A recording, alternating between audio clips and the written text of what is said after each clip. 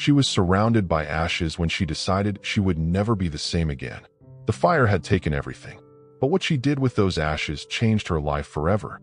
This is the story of a woman who transformed destruction into beauty, pain into purpose, and ashes into flowers that now feed thousands of souls around the world. Get ready, because what you're about to discover in the next few minutes isn't just a story of overcoming. It's a manual on how to rewrite your own destiny when everything seems lost. And if you're going through something difficult right now, pay attention to every word, because maybe this is exactly the message you needed to hear today. The smoke was still rising from the ruins when Helena woke up in the hospital. Second-degree burns covered her arms. The smell of ashes was embedded in her skin, in her hair, in her memory. 3 days earlier, she had a home. She had a studio full of paintings. She had a routine, plans, dreams hanging on the walls like unfinished paintings.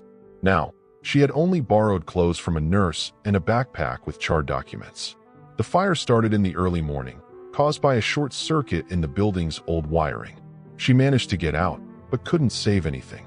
17 years of work as an artist turned to dust in less than 2 hours. When she was discharged from the hospital, Helena returned to what remained of the apartment. Black walls, floor covered with debris, and that heavy, dense silence that only exists after a tragedy. She knelt in the middle of what used to be her living room and cried until she had no more tears. But it was there, in that moment of absolute emptiness, that something began to awaken inside her. A small voice, barely perceptible, whispered, "What if the ashes were just the beginning?"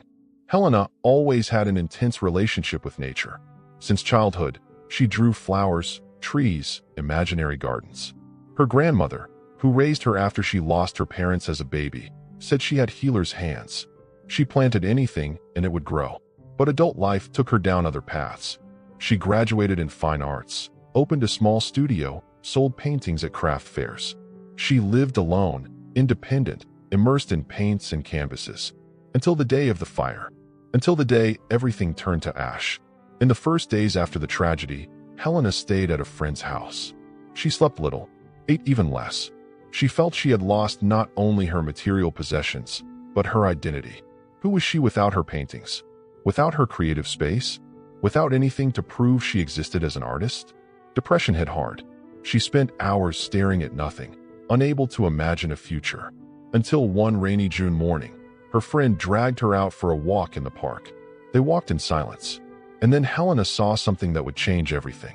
A tree burned by lightning months before had sprouted again. Small green branches were growing from the charred trunk. Life being born from death. Beauty emerging from destruction. She stood in front of that tree for almost an hour, mesmerized. And in that moment, an idea began to form. Helena returned to the destroyed apartment with a purpose. She didn't go to cry. She went to collect. She filled bags with the ashes of her paintings, her furniture, everything that had burned. People thought she had gone crazy. A neighbor even called the police, thinking she was having a breakdown. But Helena knew exactly what she was doing. She researched for days about the properties of ashes. She discovered that what ashes are rich in potassium, calcium, and other essential nutrients for soil. She discovered that ancient peoples used ashes as fertilizer thousands of years ago. She discovered that, chemically, ashes were pure life potential. With the little money she had saved and some donations, Helena bought seeds.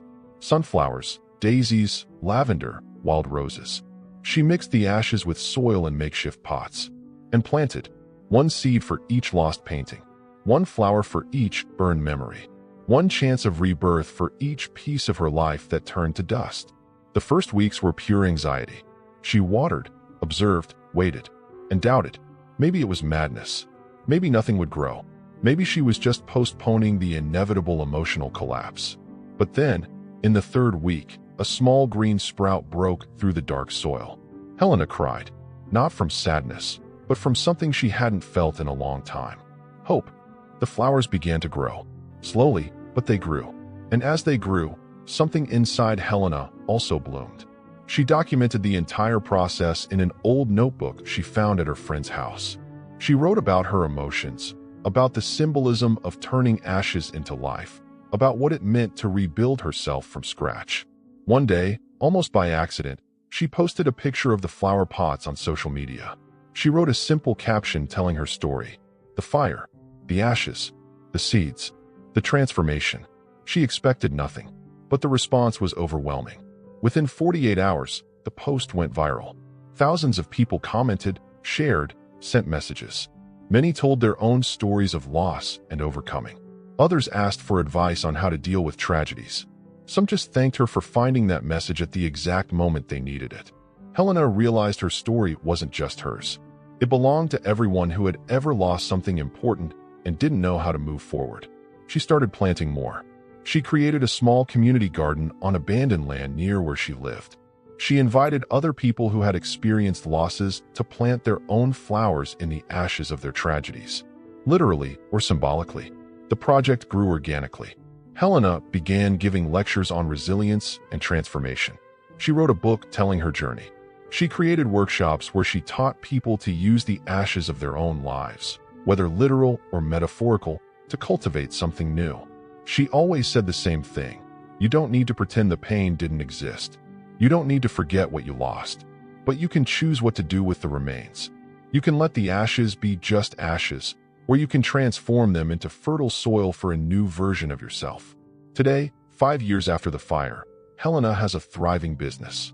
She sells therapeutic gardening kits, gives consulting to companies on crisis management and rebuilding, and maintains an online channel where she shares stories of people who transformed their losses into purpose. She never went back to painting, because she realized her true art wasn't on canvases, but in the ability to help other people bloom after destruction. But not everything was easy. There were moments when Helena wanted to give up. There were nights when memories of the fire came back in the form of nightmares. There were days when the weight of loss was too much to carry. In one of those difficult moments, a year after the fire, she almost sold all the flower pots and gave up on the project. She was out of money, without prospects, and doubt was eating away at her confidence. That's when she received a letter from a woman who had attended one of her lectures. The letter said, "I lost my daughter 3 years ago. Since then, I've been living in the dark. But when I heard your story, I planted a rosebush in the ashes left from a bonfire we made on her birthday. The rosebush bloomed, and for the first time in 3 years, I smiled. Thank you for showing me it's possible to bloom again." Helena kept that letter, and every time she thought about giving up, she reread those words. Because she realized her mission wasn't just to rebuild herself, but to light the way for others to do the same. Helena's story teaches us something powerful. Life will break us. It will burn us. It will reduce us to ashes at some point. It could be a literal fire. It could be losing someone we love. It could be a destroyed dream, an ended relationship, a lost job. Fire takes many forms. But what we do with the ashes, that's our choice. We can leave them there, scattered on the ground, constant reminders of what we lost. Or we can gather them, mix them with new soil, plant seeds and wait. Wait with patience, with faith, with the certainty that life always finds a way to sprout again. Helena's flowers didn't erase the pain of the fire, but they gave it new meaning. They transformed a tragedy into a legacy, and they showed that sometimes we need to be completely destroyed to discover what we're really made of. If you're going through a fire right now, whatever it may be, know that the ashes aren't the end. They're just raw material. And you, like Helena, can choose what to plant in them. You can choose to bloom. You can choose to rewrite your story.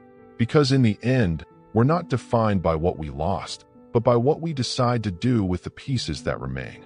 Helena turned ashes into flowers. And you, what will you transform your pain into? Think about it. And if this story touched you in any way, share it with someone who needs to hear that it's possible to start over. Because maybe, just maybe, your words will be the seed someone was waiting for to start blooming again.